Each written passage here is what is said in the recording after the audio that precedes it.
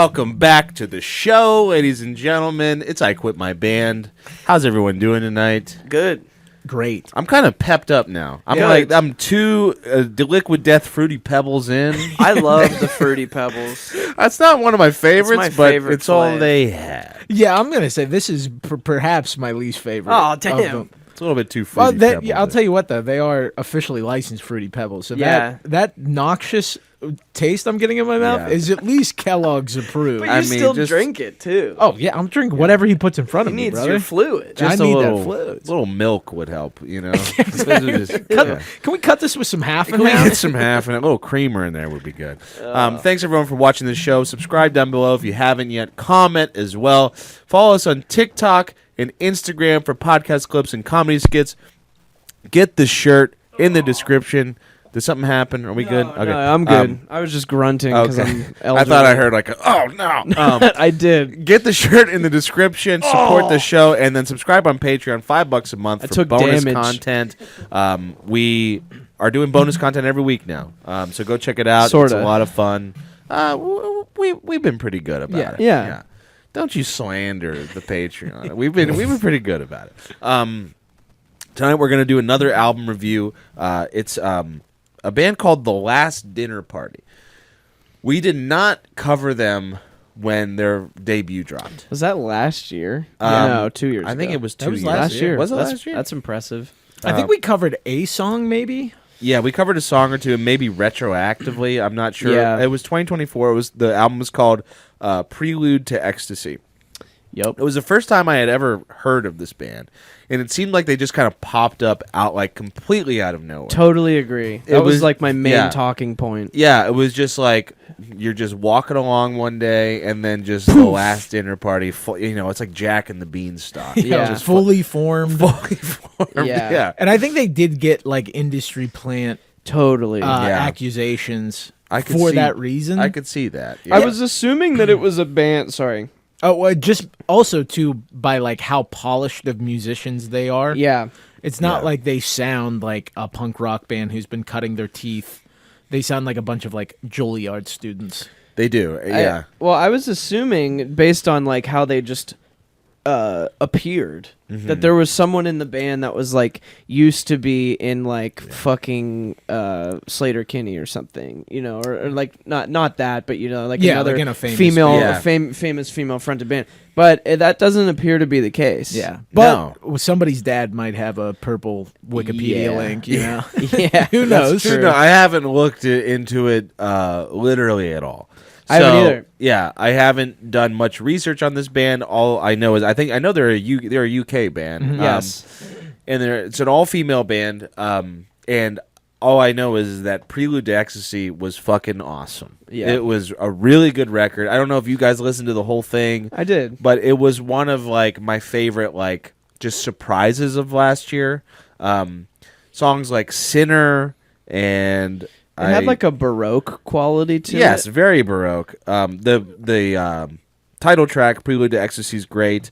Sinner, On Your Side, The Feminine Urge, like there's so many bangers on it. It reminds me a lot of like late 2000s, 2010 era rock bands that kind of would just pop up out of nowhere, be pretty good, and then kind of like fall off the face of the earth a little Yeah. bit. I don't know why this band reminds me of those bands like like Band of Skulls or Oh, you know wow, what I mean. nice. Yeah. Like they are pretty good. Like they do what they do really well. But it's kind of anonymous in a way. Like it feels like so many sounds from other bands put together that you're kind of like, this is it's so perfect that it really doesn't have like a face or a name. And I don't know how you guys felt, but that's just where it kind of left me with Last Dinner Party. Yeah. Oh, Go, good. you go. Okay. I just didn't. I didn't connect with that record really at all. Mostly just to how, like you said, it's very baroque, Yes. very theatery. Yeah. at Very times. corset, puffy dress core. yeah. Yeah. And Yep. Yep. But it rocks. Like that, but it rocks. Yeah. Sometimes, I mean, there's like a 70s prog element to it as well. And like Sure. sometimes when they would get to like the 70s rock element, it would be cool and there'd be like a big cool hook. But sometimes it would be a lot of listening to just like a sparse piano section before we got there. Yeah. Yeah, so I was interested to hear what this record would sound like. How would they develop that sound? But Prelude to Ecstasy was not one of my favorites of last year. Okay. All right, well, fuck. I guess it was. I guess that's it for the video. You're like, well, it was the best, right, guys?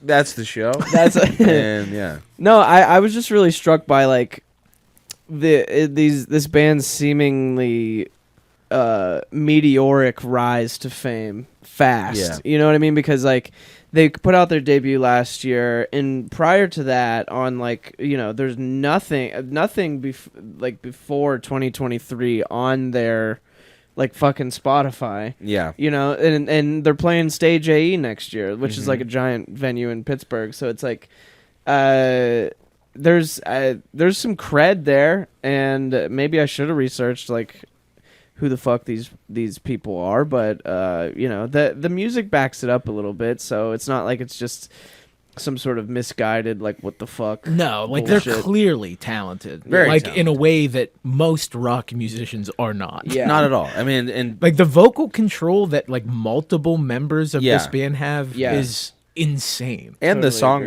songwriting as well. I mean, like Nothing Matters. I know you didn't like the record too much, but Nothing Matters is a great single with like a very like there's a sense of humor behind the lyrics too, like with Sinner and Nothing Matters, like there's like a little bit of kind of like that like funny like sexy undertone that they have in all their songs that I think it's kind of meant to make you like a bit uncomfortable, which I like a lot. Reminds me of this band. There was a band that was popular a couple years ago called HMLTD. Do you remember them? It kind of reminds me of that band, like in the same like what, like they have like this kind of baroque, like kind of weirdo vibe. Where looking at them is kind of odd, and but their music is also very similar too. I don't know. Do you guys know that band at all? No, A little bit. I think I've heard like one or two songs. They're pretty cool. But yeah, I was not a huge fan of that one, but I got to say this one,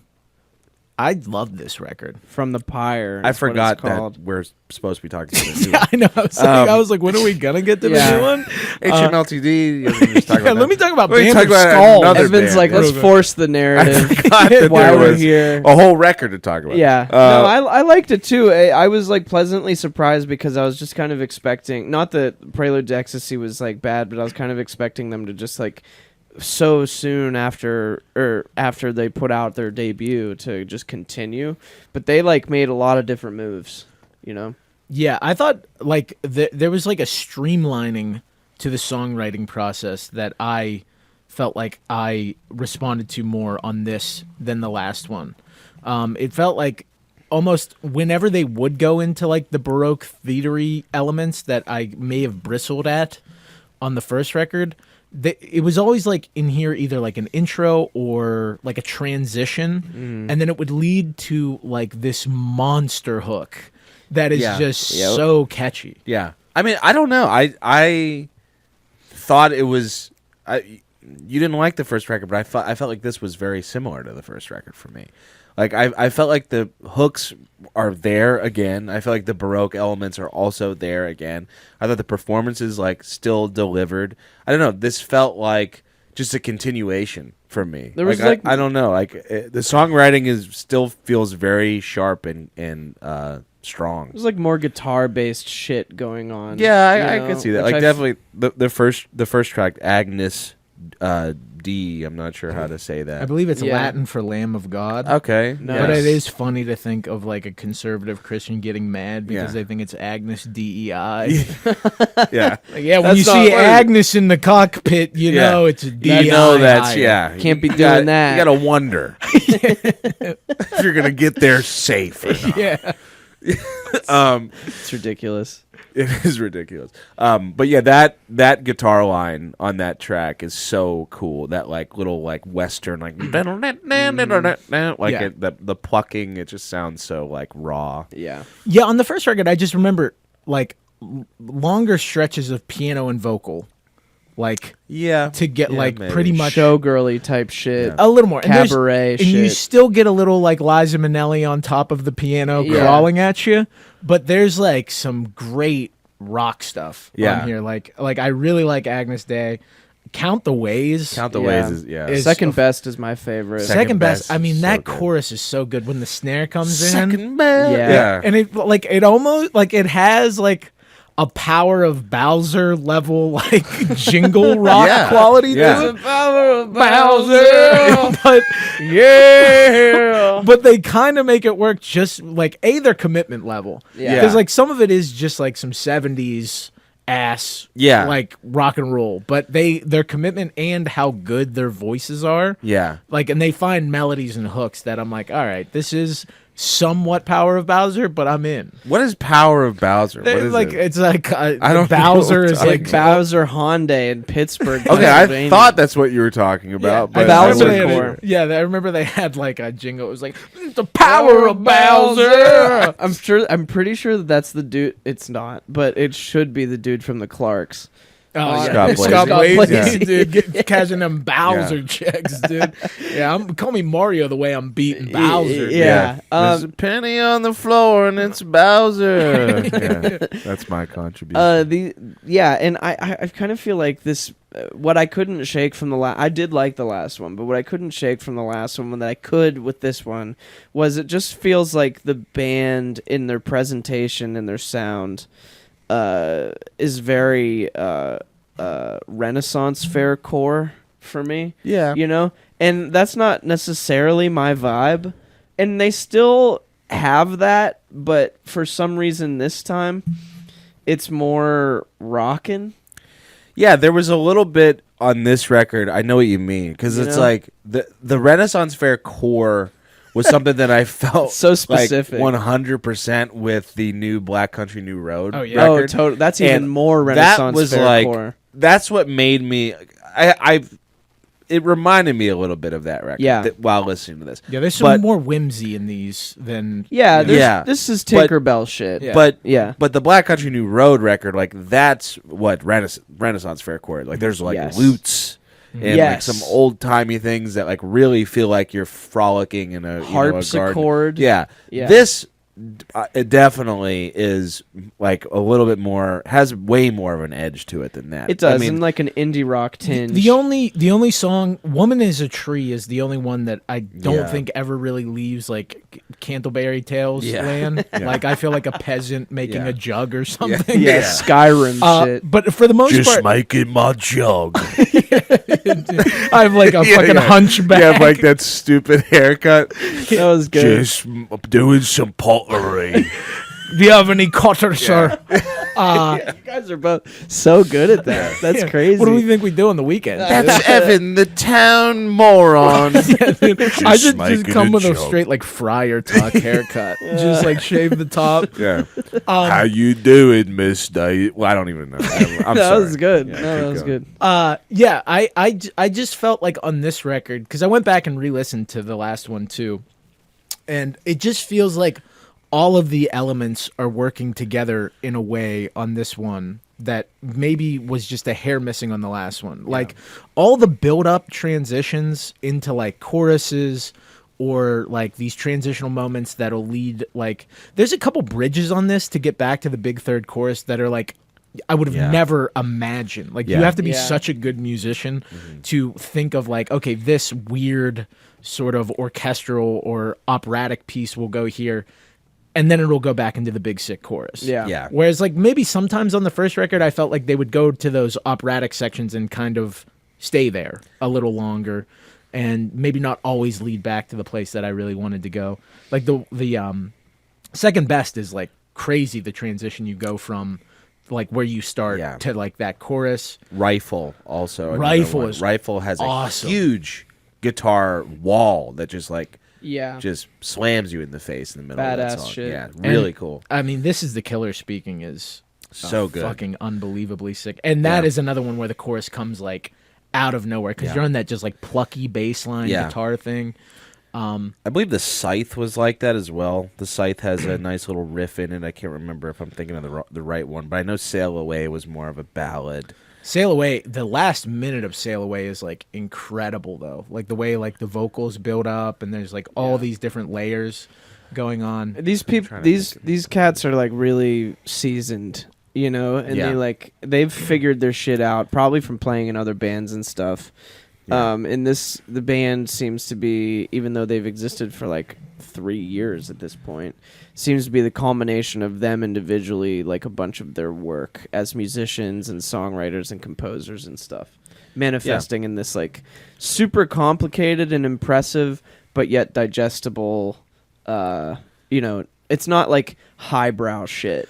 Yeah, but there's like highbrow elements to it. Right. Like usually people who are interested in the type of music that these people clearly are, like classical and like musicals and whatever they play the Renaissance and jousting.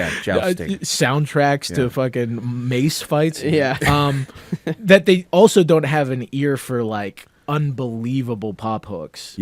And like the Scythe is not one of my favorites on the records, but I can understand why they put it out as a single because it almost feels like a synthesis of what they can do that no one else can. You know, like to put together this pop song that's so ornate and so many moving parts, but it could play on top 40 radio. I feel like that with a lot of their songs. Like I just feel like there's no other.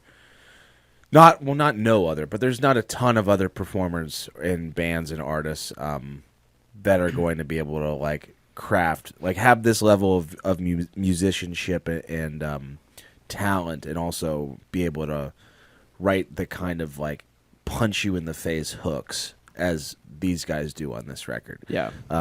It does just kind of come out of nowhere. They're just, I don't know. They're a force to be reckoned with, I think. Truly. Like even just like.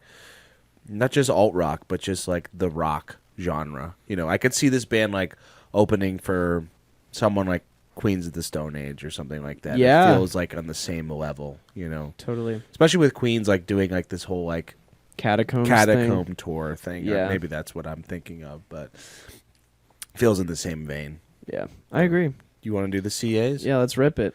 You want to CAs? I'll start. I was really like taken aback by this record because, like I said, listened to the first one when it came out, re-listened again, and it still didn't do anything for me. But this one just clicked for me. I just really liked the songs. Like, this is longer than the Military Gun album that we just listened to, and I found this flying by in a way that album didn't. Like 10 songs. All of them have a pretty different vibe. There's like, but it still works as a cohesive piece. I was expecting probably a bit more of like a bombastic closer than Inferno, but Inferno especially with a title like Inferno. Yes, but Inferno is great. Like there's like a really cool guitar line in the melody where they keep repeating Inferno over and over again. And more so what I was impressed with was how good they are at their instruments, how good they are at singing, but it never feeling indulgent. It's really easy when you have this many people that are like that good at what they do to be like, okay, now I get my spot to just lay out and show how good I am, or let these arrangements really sprawl out to like 8 minutes or something like that. And you can justify it by being like, well, we have the big hook in there. But they never really do that. Like it feels like everything is really serving the song. And yeah, I really liked it. I think I'm going I'm going to go 8-4. Nice. 8-4. That's a high one. Nice. Love it. Nate, you go. I feel like I got what I was expecting out of this record. I don't feel as negatively about their debut as you do, and I feel I'm probably a bit stronger than you maybe, because I felt like I was expecting this type of genre, like this type of songwriting, like It might have been a little bit heavier than what I remember on Prelude to Ecstasy. Maybe I just have to re-listen to that record and see like how much softer it is than this. But yeah, like I was not like too shocked about the level of musicianship in the songwriting. Like it was kind of like while I was listening to it, I was like, yeah, this band is just like, they're fucking good, you know? Like they can throw out some stuff that you're not expecting from them. Like that first guitar riff on the opening track, it kind of like opens up the whole thing. And then what's that second song called? Count the Ways. Like when those like when that like guitar riff when it just starts off with that like mean guitar, it feels like I'm listening to like Royal Blood or something like that. And I don't even like Royal Blood, but I was just like, this is the good kind of Royal Blood. Yeah, the good Royal Blood has a lute player. Yes, exactly. Like this is how I want my alternative rock music to be. Like this is kind of a general like synthesis of when I'm checking out a new band with that like has guitars and has like a weird vibe. I generally want it to sound like this. You know, something that I can just dig my teeth into and yeah, there's just a lot of like weird twists and turns and a lot of cool vocal melodies and just performances while also like just hitting you in the face with big, crunchy, fuzzy guitars. So yeah, I was really impressed by it. I don't have that much negative to say, honestly. Like, is it a little bit whimsical? Sure, but we've heard the worst of whimsy this year, and it didn't like nearly take me to that place whatsoever. So yeah, I really don't have that much bad to say. I think if I had to pick a least favorite song, I would probably say "Woman Is a Tree," mostly because of the intro of the voices. It's cool, but I feel like it lasts a little bit too long and it gets a little bit grating. But other than that, I thought it was really great. I like this band a lot. I think that they are probably going to remain kind of anonymous because I still feel like we don't know a ton about them, even with their second record. But I'm excited to see where they go with their next one. I'm going to give it an 8.0. Nice. Yeah, I feel like the focus of their PR push is not them as the individuals. No, like it's whatever just, the fuck they did before this. Yeah. You know. Anyways, I agree with both of you guys. I think I was just thinking about it while you guys were talking. It's like we did so much of talking about like their vibe on this album and the general vibe of the project, and I think it's kind of ironic that the Louvre there was a heist at the Louvre this past week when this record came out, because I feel like this music could like soundtrack a heist at the Louvre, because it's both sophisticated and gritty and catchy, and you know what I mean? This album should be called Heist at the Louvre. Yeah. Because that's what it sounds like.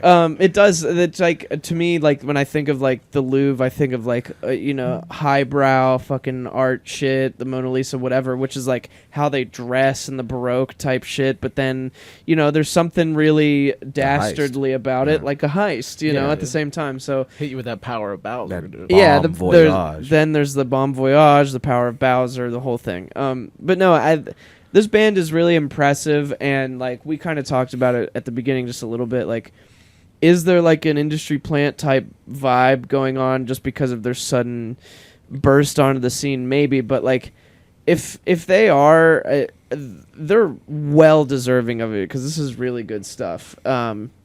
It's there's so many industry plants that are just trash that can contribute to the trash pile, but this is not one of them. So all in all, it keeps you interested, it keeps you engaged, and they improved on what may have turned someone off from, like what Evan said, from the Prelude to Ecstasy with the whimsy, is now a more tolerable dose of whimsy. So it feels like a step in the right direction for three bald dudes in a basement. So with that in mind, I think I'm going to go in betwixt the two of you and hit it with an 8.2. Wow. No math needed. This is going to end up being one of our... Is that our highest I don't think. I'm of sure the Death year. Heaven got higher than Oh that. Death yeah, Heaven. one of our. I feel like it's There was one of our we talked very highly of recently, but it was like an obvious. Was it a classic or something?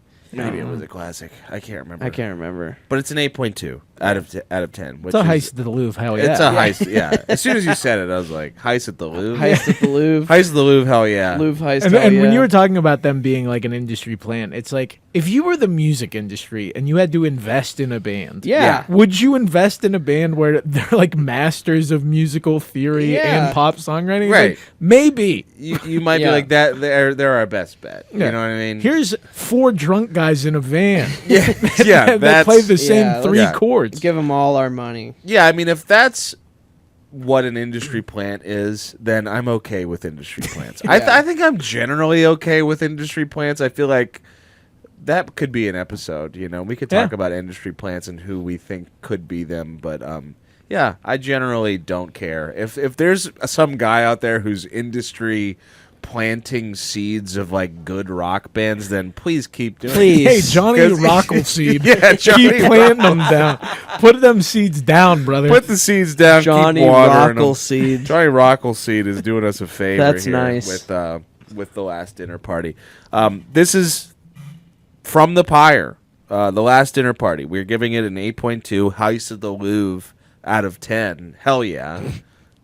I'm all over the You're place good. here. You're almost done. I'm almost done. We're at the runway, We're at brother. the Let's just runway. put them We gotta just wheels land down. the that plane. that strip that you got to run through for the finish line is right there. Gotta just land the plane. Yeah. Let us know what you thought in the comments. Subscribe to the channel if you haven't yet. Subscribe on Instagram and TikTok for podcast clips and comedy skits. Get the shirt in the description.